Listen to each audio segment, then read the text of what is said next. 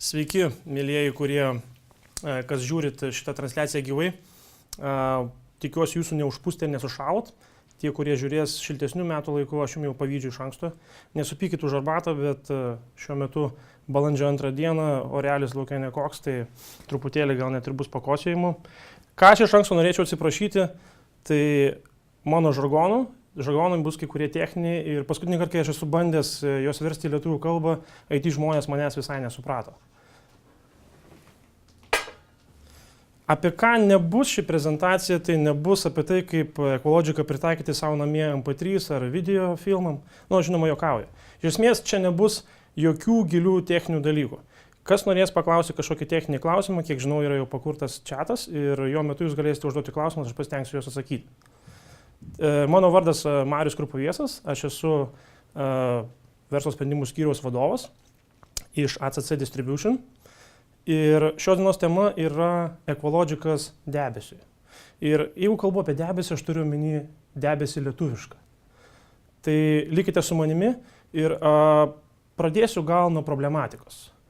Problema yra tokia, kad iš esmės visi mes suprantame terminą debesį ir aš už tai turėsiu viską pradėti nuo to, kad mes visi būtume viename puslapyje. Tai jeigu kolega nesupyks, aš truputėlį papaišysiu. Kai aš kalbu apie debesį, aš turiu omeny elementarų dalyką. Tai yra kažkokie tai centralizuoti resursai. Tai vaizdelis maždaug toks. Turime kažkokį tai duomenų centrą. Turime vartotojus. Vartotojai gali būti personaliniai kompiuteriai, gali būti nešiojami kompiuteriai, gali, kaip jau šiais laikais madinga, dabar būti ir planšetiniai kompiuteriai. Ir visi jie kažkur tai kreipiasi į kažkokį centrinį resursą. Centrinis resursas gali būti vidinis jūsų įmonės duomenų centras, o gali būti kažkoks tai nuomojamas. Tai kai aš kalbu apie debesį, aš turiu minėti apie centralizuotus įmonės resursus. Ir kas ten juose gyvena, ir kaip tai teisingai padaryti iš Delo, šiuo atveju mano pasirinkto ir ko gero mano mėgiamiausio Ecologic saugyklos sprendimo. Taigi pažiūrėkime porą pavyzdžių.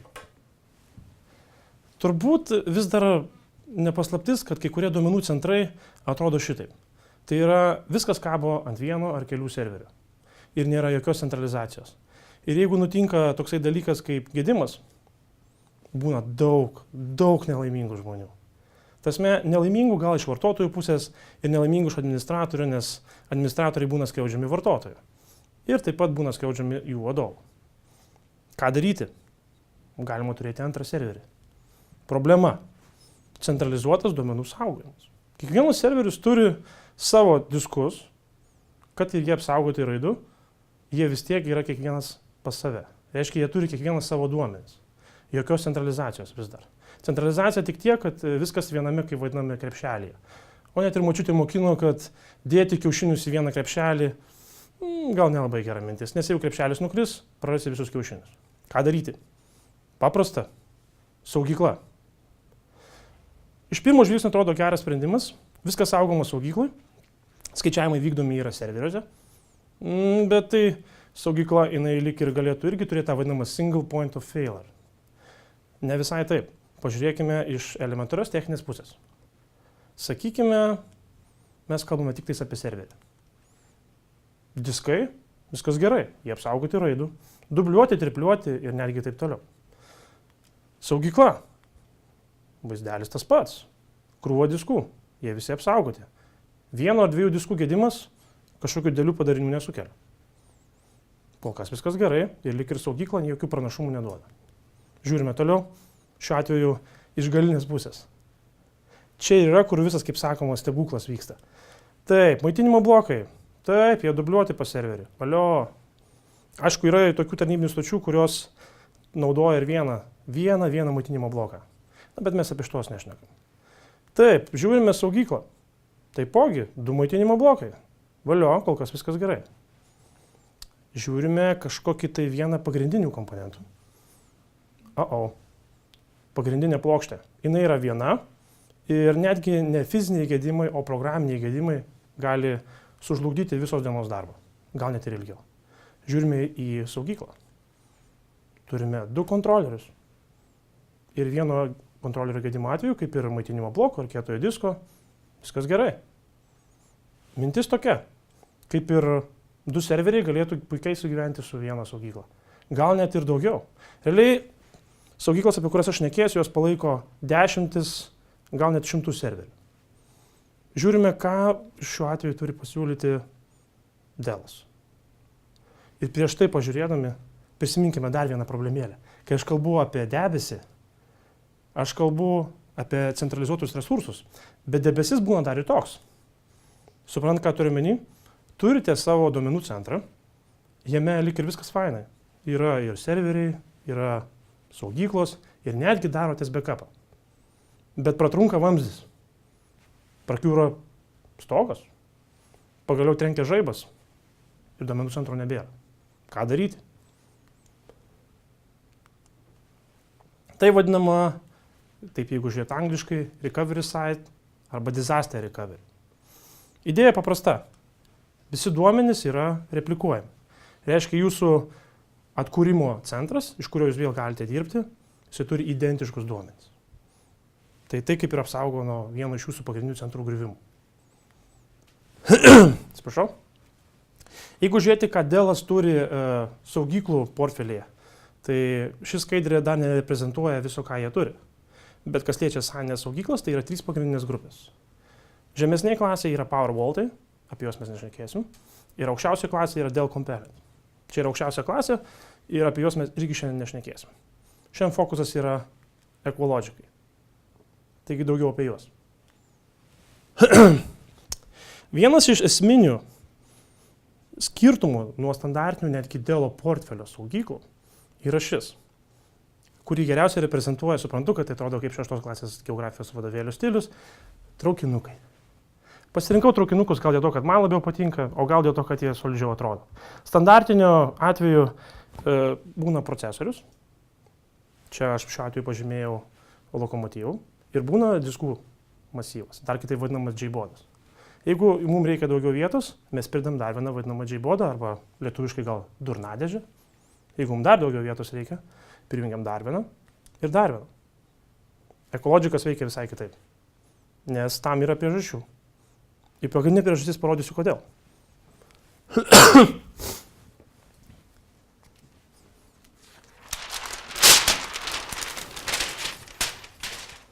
Kai standartinėje saugykloje mes jungiame, čia yra procesorius, kai mes jungiame papildomas dėžes,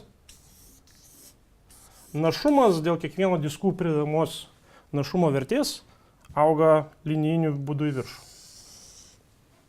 Iki kol yra nepasiekiamas procesoriaus našumo limitas.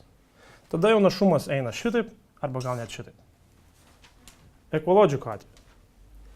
Kadangi kiekvienas procesorius, šiuo atveju, jeigu grįžtume prie traukinukų, kiekvienas procesorius yra su savo diskais ir papildoma vieta gaunama kartu su procesoriu. Taigi lokomotyvas su kroviniu. Jeigu mums reikia dar vietos, mes jungiame dar vieną procesorių su diskais ir taip toliau. Tai Equalogiko atveju gaunas taip.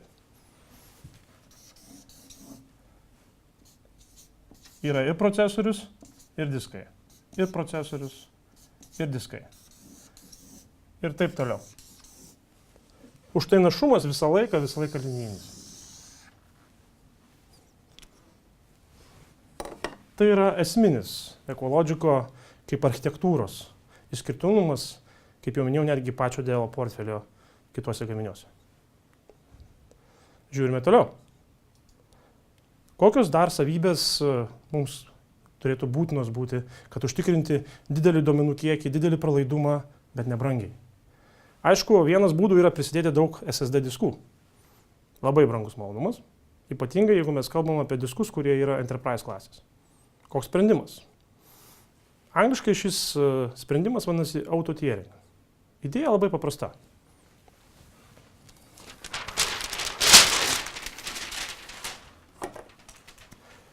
Manau, kad daugelis mano žiūrovų susidūrę esate su tokiam technologijom masiškai paplitusios ir nešiojimuose kompiuteriuose ir netgi desktopuose. Pirma inkarnacija šios technologijos tai gal buvo kietieji diskai su vadinamu SSD cache. Idėja tokia. Turime kietąjį diską, ir dalį kietojo disko sudaro mažytė SSD mikroschema. Visa kita yra mechaninė dalis. Duomenys, kurie vadinami karšti, kietojo disko kontroleris atpažįsta kaip labiausiai naudojimus ir įkopijuoja nedidelio dydžio SSD diską. Duomenys, kurie kaip vadinami šalti ir pagal tam tikrą algoritmą yra pasiekimi mažiau, yra įkeliami į mechaninę dalį. Principas labai paprastas. Kitas to pavyzdys yra, kai yra atskirai mažytis SSD diskas, sakykime 20 gigų, ir mechaninis diskas, sakykime 500 gigų. Idėja visiškai tokia pati. Sakykime, operacinės sistemos failai, programų failai, kurie pastoviai yra naudojami, yra karštų būdų keliami į SSD dalį. Saugyklose viskas tas pats, tik ant steroidų, galima sakyti.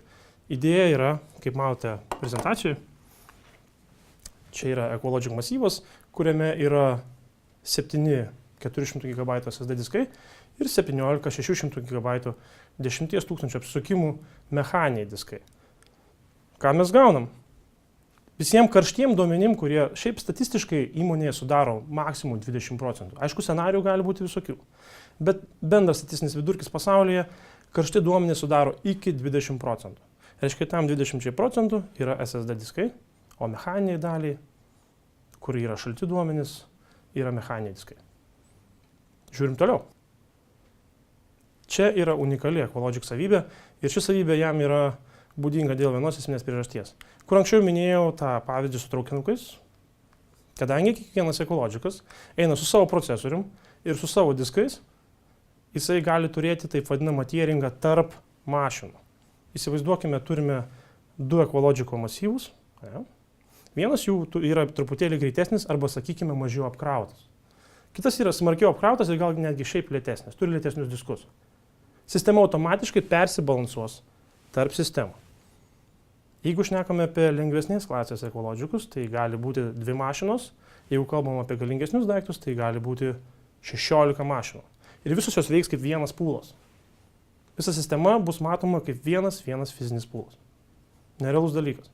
Dėl to, kad tarp visų mašinų galima balansuoti duomenis kaip tik nori. Karšti duomenys keliauja į mašiną, kuri mažiau apkrauta, kuri yra greitesnė. Šalti duomenys, kuri turi daugiau vietos ir jinai gal truputėlį mažiau naši. Ši technologija įgalina turėti tik dėl to, kad architektūriškai kiekvienas Ecologic masyvas turi savo procesorių ir savo diskus. Ir tokiu būdu yra plečiamas. Dabar susipažinkime su Ecologic šeimynu. Labiausiai, ko gero, parduodamas, jeigu taip žiūrėt, ir netgi mes pas save įmonėje naudojame, tai yra 4 serijos Ecologicas. Atkreipkite dėmesį truputėlį į ženklus. Noriu iškart į priekį pasakyti, kuom jie skiriasi, žymėjimas Ecologico. Esmė,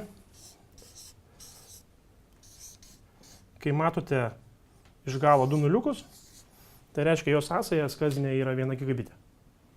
Jeigu iš galo matote 10, reiškia 10 gigų. Paprasta. Pastarieji, apie juos dar šnekėsiu truputėlį daugiau, bet yra, kaip sakoma, 2 rūšių. 12 diskų, tai naudoja 3,5 colių diskus ir 24 diskų. Toliau šeimos narys, kuris nemažiau gal populiarus, yra 6 serija. Taipogi yra 1 gigų ir 10 gigų, gali būti 24 diskų, 2U arba tiek pat, bet 3,5 colių. Tai yra 4U daiktas. Kitas šeimos narys. Tiem, kas neturi duomenų centre vietos. Tai yra labai kompaktiškas daiktas. Jisai 4U vietoje sugeba turėti 48 diskus. Puikiai mašina tiem, pas ką duomenų centre truputėlį striuka su vieta. Ir naujausias narys, pasirodė 2012 metais, tai yra iš technologinės pusės pakankamai didelis iššūkis buvo dėl sukurti tokį daiktą. Tai yra bleidinis, atsiprašau vėlgi už mano žargonus, tai yra bleidinis Ecologic masyvas. Jisai realiai pagal savo našumą ir savybės yra identiškas mano minėtam prieš tai spintos variantui PS4100 arba PS4110.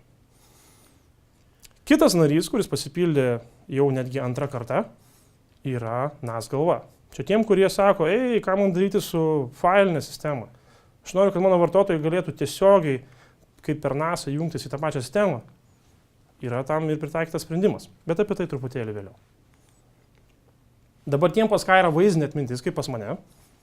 Manau, neprieštarausia, jeigu aš truputėlį paegzaminuosiu tos daiktus iš arčiau.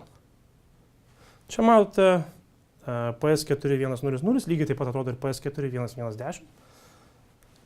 Jo versija su 3,5 colio diskais, jų telpa 12, prieš tai buvusiam 2,5, kaip jau minėjau, telpa 24. Dabar jeigu žiūrėti iš kontrolerių pusės, yra versija su 1 gigu, kiekvienas kontroleris turi po 1 gigo 2 jungtis. Taipogi yra versija su 10 gigu, kiekvienas kontroleris turi po 1 jungtį ir po 1 vietą gibikui. Žiūrime toliau. Šeštukas. Šeštukas, kaip jau minėjau, turi dar vieną versiją, kurios neturi ketvirtukas. Tai yra šis storulis. Jeigu taip žiūrėt be priekinių panelių, tai yra 3,5 colio sistema, kuri talpina nemažai diskų. 2U versija taip pat gali turėti ir 2,5 colio diskus, kurių talpina 24. Kontroleriai labai panašus, bet čia jau 1 gigo gali būti po 4 jungtis ant kiekvieno kontrolerio. 10 gigų, viskas tas pats kaip ir ketvirtukį. Po 1 10 gigų jungti ant kontrolerio. Storulis PS6500. Šis įrenginys labai įdomus. Kadangi jis žymiai galingesnis, jam reikalingi 3 maitinimo blokai, jeigu atkreipia dėmesį viršutiniai daly 3 išrikiuoti. Jisai gali 1 gigo būti po 4 jungtis ant kontrolerio, gali būti po 10 gigų, po 2 jungtis ant kiekvieno. Ir vaizdelis, kaip dedami diskai. Jeigu kam kilo klausimas nuo pradžių, atsakymus čia. 48 diskai statomi va tokia maniera. Daiktas, kuris statosi į bleidą. Realiai net iš dizaino pakankamai gražus įrenginys. Jums tikrai vertėtų pamatyti jį gyvai. Pasigūgninkite gal gražesnių nuotraukų. Jeigu taip domina, kaip jisai atrodo pačiame bleide, tai vaizdas toks. Jų galima įdėti į vieną bleido časį iki 4 vienetų. Apribojimas dėja yra bleido časio maitinimo blokai ir aušinimo sistema. Kaip atrodo tipinė jungimo schema? Gal truputėlį praleidau, Ecologikas yra aiskazinė saugykla. Ir jokiais kitais protokolais neveikia.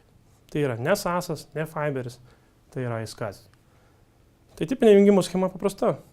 Mes viską dubliuojam, aš tikiuosi, jūs nesate iš tų, kurie turi viską pradubliuotą išskyrus switchus.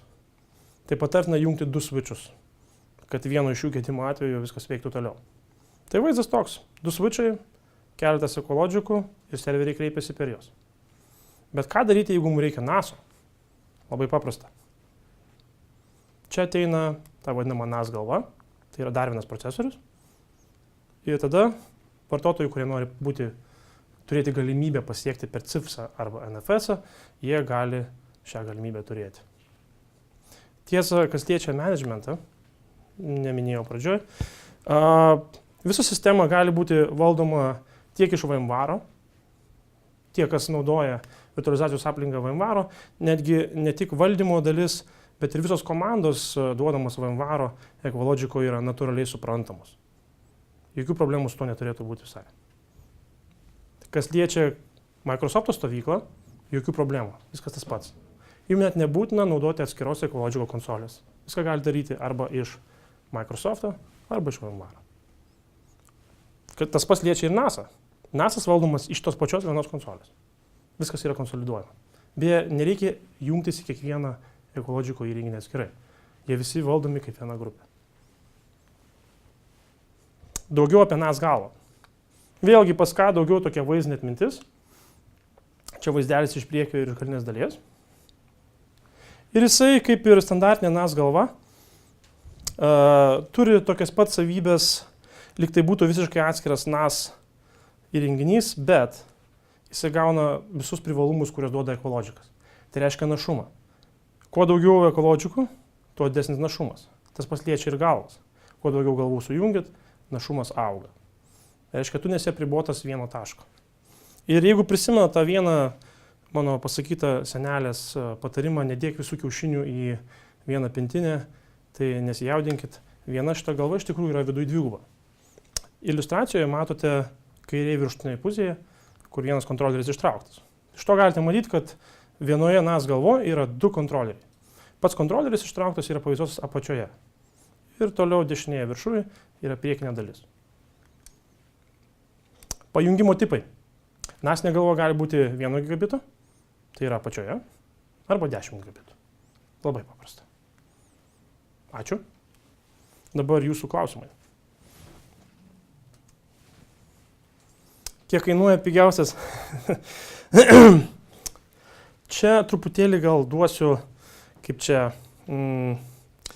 neigiamo grįžtamo ryšio Dell'ui. Ecologicas dėja priklauso tokiai klasiai, kur pas Dell'ą eilinių konfiguratorių nėra.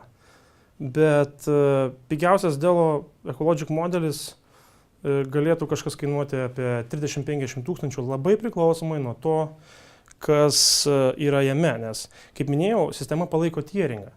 Tai, kad išnaudoti pilną jo galę, tai gera mintis turėti, sakykime, kokią nors 15K diskus sumiksuotus su nearlininiais sąsais, arba paprastais sąsais, SATA atsiprašau, arba gal net SSD su 10K ir panašiai.